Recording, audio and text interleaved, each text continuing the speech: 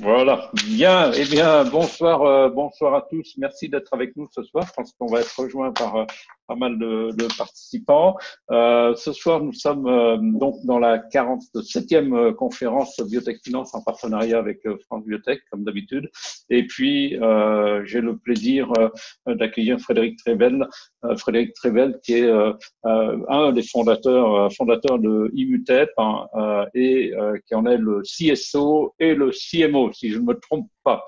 Voilà, Immutep, c'est une très très belle société. C'est une société qui est française à l'origine, qui est aujourd'hui basée à Sydney, qui a des implantations diverses, puisque vous avez aussi des implantations à Berlin. Donc, elle est cotée sur le Nasdaq. Elle est aussi cotée sur le marché australien et sa spécialité, c'est le LAC3, c'est historique et c'est une invention, une formidable, un formidable levier, un formidable candidat. Voilà. Donc, Immutep, aujourd'hui, il y a une histoire quand même qui est à raconter, Frédéric, qui est sympa. Sympa, peut-être pas pour la France, mais qui est sympa à raconter, quoi qu'il en soit. Est-ce que vous pouvez nous relater un peu, avant qu'on rentre dans les produits, nous relater un peu le chemin parcouru, parce que c'est un sacré chemin depuis, on en parlait tout à l'heure, 19 ans qui viennent de s'écouler, et puis une société qui est obligée d'immigrer. À vous. Oui, bonsoir tout le monde. Effectivement, la société Immutep a été créée à Paris en septembre 2011 et la technologie elle-même est très ancienne. Mon premier papier sur LAC1, LAC2, LAC3 était en 1990. On vient de fêter au mois de mai dernier le 30e anniversaire de la première publication. Et en 2011, 2 semaines après les attentats, on s'est dit qu'il fallait faire quelque chose dans le domaine de la biotech en tout cas. Et comme personne ne voulait développer cette cible avec un partenaire, M. John Hawken, nous avons créé Immutep. On a mis plusieurs années à trouver des fonds puisque l'immunothérapie du cancer, c'était quelque chose de parfaitement inconnu et ignoré. On parlait de vaccins anti-cancer de manière générale, mais sans grande conviction. Et ensuite, ayant fait une série A de quelques millions, on a commencé ces cliniques en 2005 sur un des produits. N'ayant pas de Series B et C, on n'a plus d'argent, se heurtant à une incompréhension du milieu, notamment parisien, des investisseurs. On a, en quelque sorte, licencié les bijoux de famille, deux technologies, l'une à GSK dans le domaine des maladies auto-immunes, un anticorps déplétant anti-LAC3, l'autre à Novartis, un anticorps bloquant, de façon à survivre. Et après, disons, 500 meetings entre 2010, où on a arrêté notre activité clinique, et 2014, on a trouvé une société australienne. Ça s'est passé à JP Morgan, dans une chambre d'hôtel, hein, vous savez comment ça se passe, et on rencontre les gens, et eux cherchaient un produit, ils étaient dans le domaine, ils avaient une thérapie de cellules dendritiques assez compliquée, mais dans le domaine de l'immunothérapie du cancer, et ils ont racheté Immutep. Donc Immutep est devenu Prima Biomed, c'est le nom de la société australienne, et depuis on a repris le nom Immutep. Voilà, et donc maintenant, depuis 4-5 ans, on voit une émergence très forte des publications autour de l'AC3 sur PubMed. Il y a plus de 15 000 patients qui ont été traités ou qui sont en train d'être traités par une dizaine de sociétés. Et nous, on est la petite biotech avec une vingtaine de salariés répartis entre l'Australie, l'Allemagne et la France, avec une production qui est faite à Shanghai, des investisseurs aux États-Unis, donc une société mondiale, mais assez petite tout de même. Et nous avons des essais cliniques avec notre produit phare, qui n'est pas un anticorps anti-LAC3, qui est la protéine LAC3 soluble elle-même. Donc c'est quelque chose qui ne peut pas être copié d'un point de vue propriété intellectuelle. Et nous espérons avoir de plus en plus de preuves de concept. Donc, ça a été testé dans le cancer du rein, le cancer du sein métastatique, le mélanome. Là, actuellement, on étend des essais dans le cancer du poumon et tête et cou, en association avec un anti-PD1. Et on a, je dirais, un certain succès. Donc, comme nous sommes une société listée sur le Nasdaq et la AX en Australie, tous nos résultats sont sur notre site web. Vous allez dans l'icône présentation et vous verrez les données si vous vous intéressez non pas à l'immunothérapie du cancer, mais à l'immuno-oncologie. C'est comme ça que ça s'appelle maintenant. Parfait. Vous êtes à l'origine sur LAG3. Est-ce que vous pouvez nous en parler et développer sur ce sujet? Qu'est-ce qui vous a amené sur cette... Moi, je suis immunologiste, oncologiste, et donc à l'époque, je clonais des ARN exprimés plus spécifiquement dans les cellules T humaines activées versus des cellules T naïves. Et en parallèle, je travaillais sur le répertoire T dans les tumeurs humaines, montrant que, excusez-moi, c'est virtuel, hein, donc n'ayez pas peur, c'est pas le Covid.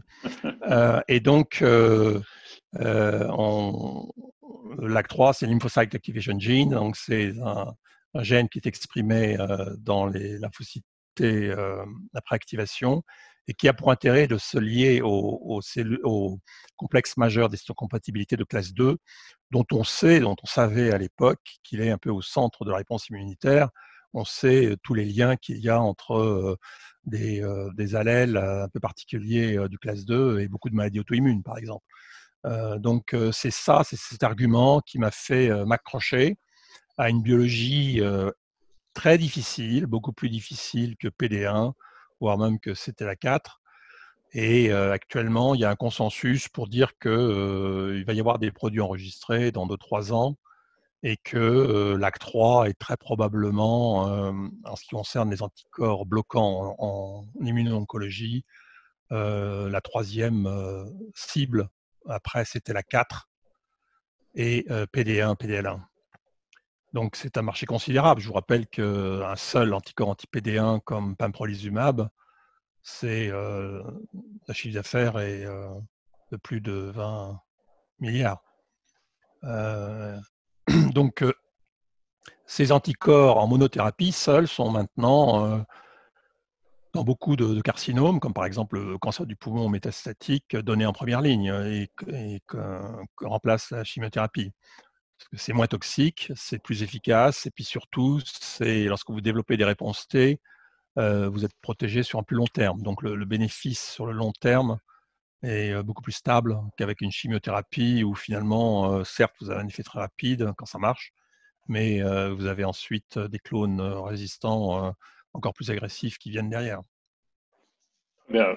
Est-ce que vous pouvez nous parler vous avez trois essais en cours. Vous pouvez quand même nous en parler de ces essais que vous menez par vous-même, hein, que Immutep même par elle-même, nous dire un peu quels sont les sites. On n'est pas forcément tous sur votre site internet en train de regarder vos essais tous les jours. C'est une affaire un peu difficile là. Donc, on a un essai de phase 2B randomisé en double aveugle dans le cancer du sein qui inclut à peu près 220 patients, dont on a publié les premiers résultats récemment. Donc, il s'agit de paclitaxel, la chimiothérapie de base dans le cancer métastatique du sein en première ligne, et avec un ajout d'un immunostimulant qui est donc le produit qui s'appelle eftilagimod alpha. Donc, ce n'est pas un UMAB, ce n'est pas un anticorps, c'est LAG3IG, c'est une protéine LAG3 rendue soluble, qui a pour propriété de se coller donc, sur le CMH de classe 2 et activer les cellules dendritiques. Donc, comme mécanisme d'action, ça se rapproche, donc on pousse l'accélérateur sur les cellules dendritiques. Donc, c'est très différent de retirer un frein, un anti-PD1, retirer un frein PD1 ou LAG3 avec un anticorps bloquant sur les cellules T. En fait, quand on voit la physiologie de la réponse immunitaire, les lymphocytes T, ce sont les petits soldats, ce sont ce qu'on appelle les effecteurs. Et le service secret qui amène l'information ou qui commande aux lymphocytes T de faire ce qu'ils doivent faire, ce sont les APC, c'est-à-dire les cellules dendritiques. Donc non seulement en termes de spécificité, puisqu'ils présentent leur antigène, mais aussi qui dirigent la réponse de lymphocytes T, de leur disent soit de s'exciter, de proliférer, soit d'être énergisés. Donc il y a deux directions possibles, mais surtout donner la polyfonctionnalité, c'est-à-dire faire en sorte que le lymphocyte T peut aller au site de la tumeur et faire son job, c'est-à-dire tuer les cellules tumorales, ce qui n'est pas évident. Donc c'est ce qu'on appelle donner en anglais la license to kill, comme James Bond. Donc ça, ce sont des propriétés fondamentales qui sont là depuis 20 ans. Hein. On n'a pas inventé ça, certainement, mais ça marche très bien chez la souris. On sait très bien, avec un petit vaccin anticancéreux, guérir le cancer de la souris, mais chez les primates, c'est véritablement différent parce qu'on a un système immunitaire totalement différent. Et donc, c'est nettement plus difficile. Comme on sait, il n'y a pas un seul véritable vaccin anti-cancer qui a été enregistré et qui est utilisé en ce moment, malgré 30 ans d'efforts. Donc, on ne sait pas vraiment le faire pour les vaccins, mais par contre, il se trouve, c'est un peu miraculeux, parce que là, on parle de malades métastatiques qui ont 1 kilo de tumeur dans le foie, dans le poumon et ailleurs, et il suffit d'enlever un des freins sur, par exemple, PD1 ou LAC3 ou CTLA4 avec des anticorps pour s'apercevoir que en 2 mois, toutes ces tumeurs disparaissent. Et certains, par exemple, dans le cas du mélanome, qui est un cancer très immunogénique, au bout de 5 ans, les gens, ils sont pas traités depuis bien longtemps, ils sont traités pendant 1 an et n'ont pas rechuté. Donc, et ils ont des réponses T qui sont toujours là, puisqu'une fois qu'elles sont induites, elles restent pendant assez longtemps. Donc, l'idée de départ du vaccin anticancéreux est toujours la bonne. C'est un bon concept, sauf que personne n'y est arrivé parce que c'est extrêmement compliqué, c'est multifactoriel, on ne sait pas quel antigène, quelle formulation, quel adjuvant, enfin, etc. Alors que chez la souris, on met un petit CPG comme adjuvant et on a des réponses du feu de Dieu, donc c'est différent. Très bien. Donc ça, c'est un des essais, mais vous évoquez les autres ou pas? Alors, donc, on utilise avec une chimiothérapie, on utilise aussi avec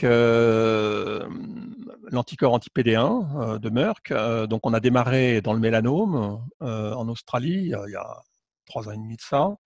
Donc là, on enlève le frein sur les lymphocytes T et on pousse l'accélérateur sur les APC. Donc, c'est une approche qui est très différente de beaucoup de Big Pharma. En fait, la compétition dans le domaine, c'est de mettre un anti-PD1 qui est maintenant la pierre angulaire de tout traitement anticancéreux dans une vingtaine d'indications, en première et deuxième ligne, et de rajouter un deuxième immunostimulant. Et alors, le deuxième immunostimulant, c'est un anticorps anti-CTLA4 ou maintenant anti-LAC3, en se disant on va lever l'inhibition en tapant sur 2 récepteurs, et ça va mieux marcher. C'est-à-dire qu'on va passer de 25% de réponse à 40% de réponse. Donc ça, on va voir si ça fonctionne, si ça a le succès de l'anti-PD1 en monothérapie. C'est plus compliqué, hein, parce qu'il s'agit de la combinaison, donc pour faire des grands essais, c'est plus compliqué que tester une drogue seule, évidemment. Et nous, c'est différent. On ne vient pas avec 2 antagonistes dirigés sur la cellule T, on vient avec un antagoniste dirigé sur la cellule T, un anti-PD1, et un agoniste qui est donc la protéine LAC3 soluble, eftilagimod, qui stimule les APC. Bien. Voilà. Donc, et alors, donc on pense qu'on a notre chance. On a déjà des très bons résultats, mais vous savez, c'est des petites séries de 20, 40 patients. On a notre chance parce que beaucoup de tumeurs sont considérées comme des tumeurs froides, c'est-à-dire que ces tumeurs sont très peu infiltrées par les lymphocytes T, et on sait que ces tumeurs répondent mal. Ce sont actuellement, avec les anti-PD1, on traite le haut du panier, c'est-à-dire les malades qui ont déjà une réponse immunitaire suffisamment forte, préexistante, de façon à ce que les lymphocytes T qui sont déjà là, qui infiltrent la tumeur, qui font l'interféron gamma, c'est pour ça qu'on parle de hot tumors, il suffit d'enlever PD1 et la réponse immunitaire préexistante, naturelle, nettoie tous ces nodules tumoraux. Bon, maintenant, il y a les autres malades. Et quand vous avez une tumeur, non pas chaude, mais tiède ou froide, vous pouvez enlever un frein, 2 freins, 3 freins sur la lymphocyte T. S'il n'y en a pas, ça va être difficile. Donc, on pense, nous, répondre un peu à cette question en induisant en stimulant le système immunitaire inné par les APC, par les cellules dendritiques, on espère induire plus de lymphocytes T et ensuite lever le frein. Donc, c'est ça le raisonnement global. Et donc, on va passer en phase 3 dans différentes indications. Mais la grande question pour nous, qui sommes une petite société, c'est, étant donné le potentiel énorme de ce genre de choses et aussi le coût associé pour le BLA, enfin bon, voilà, il faut faire des bioréacteurs de 2000 litres en série. Voilà, il y a beaucoup de choses à faire. Ça coûte très cher, on ne le fera pas tout seul. Partenariat industriel en vue, éventuellement. Oui, ou forcément. Pas, il y a des méthodes modernes, crowdfunding, je ne sais pas si vous avez 150 millions, moi je suis preneur. Ok. Si vous regardez un peu l'avenir de la société, j'aurais une autre question sur l'immuno-oncologie après, mais si vous avez regardé un peu l'avenir d'Immutep, comment est-ce que vous l'imaginez en termes de développement? Comment est-ce que vous voyez ça C'est très difficile. Plus facile de commenter le passé. Ouais. Donc, je vais commencer par le passé, si vous voulez bien. On a failli déposer le bilan plusieurs fois, puisqu'on n'était pas financé, on a été rattrapé par les cheveux, et puis sauvé en 2014 par le gong, sauvé par le fait que, à l'époque, ipilimumab, l'anticorps anti-CTLA4 venait d'être enregistré, et que il y avait anti-PD1 qui faisait encore mieux. Et donc, ça passait dans l'esprit des oncologistes, notamment les oncologistes américains, que l'idée saugrenue dans une maladie métastatique, on ne parle pas d'un traitement néoadjuvant ou traitement de la maladie résiduelle, on parle de malades avancés, métastatiques, de nettoyer tout ça avec les petits lymphocytes T que vous avez habituellement. C'était une idée quand même un peu osée. Nous, on essayait de convaincre les gens, mais on n'y arrivait pas, en tout cas pas à Paris. Mais quand les oncologues ont utilisé ça et ont vu que c'était moins toxique, beaucoup plus efficace et que les réponses étaient beaucoup plus stables sur des années, ensuite, Wall Street s'est enflammé. Et les résultats sont là. Je veux dire, c'est pas la bulle Internet des années 2000. C'est pas le vaccin anti-Covid qui viendra un jour ou ne viendra pas. C'est une réalité clinique. Donc, ce sont les cliniciens et pas les scientifiques ou les chercheurs qui se sont dit historiquement en 2009-2012, tiens, c'est bizarre avec cet anticorps anti-CTLA4 que personne n'intéressait, qui d'ailleurs, je vous signale, a été cloné en 1984 par Pierre Goldstein à Marseille.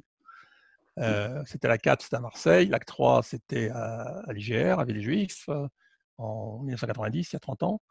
Et PD1, c'était au Japon, Honjo, qui a eu le prix Nobel, d'ailleurs, récemment, il y a 2 ans. Donc, c'est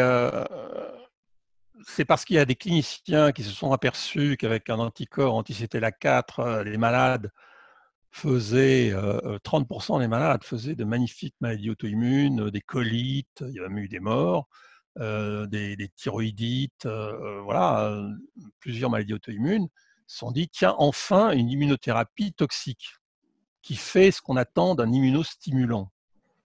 Et puis, ils se sont aperçus que 15% des malades, leur tumeur disparaissait aussi. Voilà, et on s'est dit, tiens, on a peut-être vraiment un anticorps, un agent anticancéreux efficace. Bon. Et puis l'anti-PD1 est arrivé, et lui, il y avait beaucoup moins de maladies auto-immunes. En tout cas, on savait beaucoup mieux les contrôler. Et par contre, il y a des taux de réponse de 30%. Donc, voilà, et donc maintenant, c'est devenu, je vous dis, la pierre angulaire. C'est enregistré dans 25 indications, et ça continue toutes les semaines quasiment. Juste une question au passage. Compte tenu du recul que vous avez et de l'expérience, si vous deviez le refaire, qu'est-ce que vous ne feriez pas et qu'est-ce que vous feriez. Mais qu'est-ce que vous ne feriez pas? Écoutez, c'est très personnel, mais effectivement, j'ai le privilège de l'âge, donc j'ai pas mal d'expérience derrière moi. Écoutez, moi j'ai vécu dans le monde académique, hein, j'ai été hospitalo universitaire, voilà, et j'ai tout plaqué à l'âge de 48 ans, parce que j'en avais marre, qu'on me cassait les pieds, et que personne s'occupait de ça. Voilà, donc j'ai pris des risques personnels, et j'en suis très content parce que j'ai appris énormément, j'ai une vision beaucoup plus internationale, et voilà, qui comprend des aspects propriété intellectuelle, enfin, développer des protocoles cliniques, parler à des investisseurs, parler à Biotech Finance, ce genre de choses. Tout à fait intéressant. Donc Merci. l'avenir sera ce qu'il sera. Moi, ma carrière professionnelle est plus derrière moi que devant moi. Bon. Non, non, il en reste encore. Certainement, oui, oui, non, mais certainement. On Bon. m'a dit que je pouvais travailler jusqu'à 72 ans, donc il n'y avait pas de problème dans ma société. Impeccable. Un dernier point avant de passer la question, la parole à la salle et à nos participants. Quand vous regardez aujourd'hui l'immuno-onco, quels sont les produits, quels sont les candidats, quelles sont les pistes qui vous fascinent? Est-ce qu'il y a Bon, vraiment des non ou pas?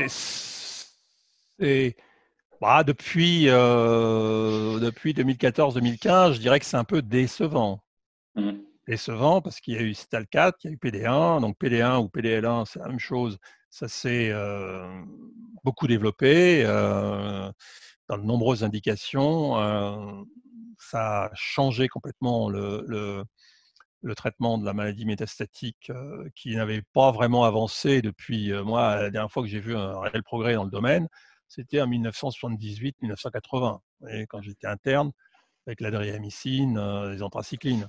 Mais depuis, qu'est-ce qu'on fait? On a de meilleurs antidouleurs, on a des chimios un peu mieux tolérés, voilà. Et puis, quand vous voyez, bon, le cancer métastatique du poumon, la médiane de survie, c'était 6 mois. Donc maintenant, c'est beaucoup plus. Donc il y a un vrai progrès là, clinique. Et ce qui va se passer, bien entendu, comme toujours, c'est que des produits aussi efficaces dans une maladie disséminée, on se dit, ils seraient véritablement encore plus efficaces en remontant l'échelle, c'est-à-dire dans le traitement de la maladie primaire, donc le traitement de la maladie résiduelle, où il n'y a que quelques cellules tumorales. Les patients sont en forme, voilà, sont souvent un peu plus jeunes, en meilleur système immunitaire, et donc je pense que c'est ce qui va, mais ça va prendre 15 ans. Donc il y a ça qui se passe, et puis il y a l'autre, donc les produits existants, hein, c'est-à-dire anti-PD1, essentiellement de Merck ou de BMS, et puis il y a que faire de plus, c'est-à-dire on est en monothérapie, qu'est-ce qu'on peut associer avec ça? Parce qu'on sait très bien que ce soit dans le HIV, la tuberculose ou le cancer, il y a toujours 3 médicaments, c'est la célèbre trithérapie. Et c'est ça qui. Donc voilà, donc on essaye de passer de 1 à 2, et les résultats sont décevants, comme je l'ai dit. On n'a pas vu une troisième molécule, une troisième cible. On espère que c'est LAG3. Il y a TIGIT qui vient derrière, mais TIGIT, c'est quelques centaines de malades. Avec LAG3, on parle de plus de 15 000. Donc LAG3 est nettement plus prometteur si on regarde les chiffres, hein.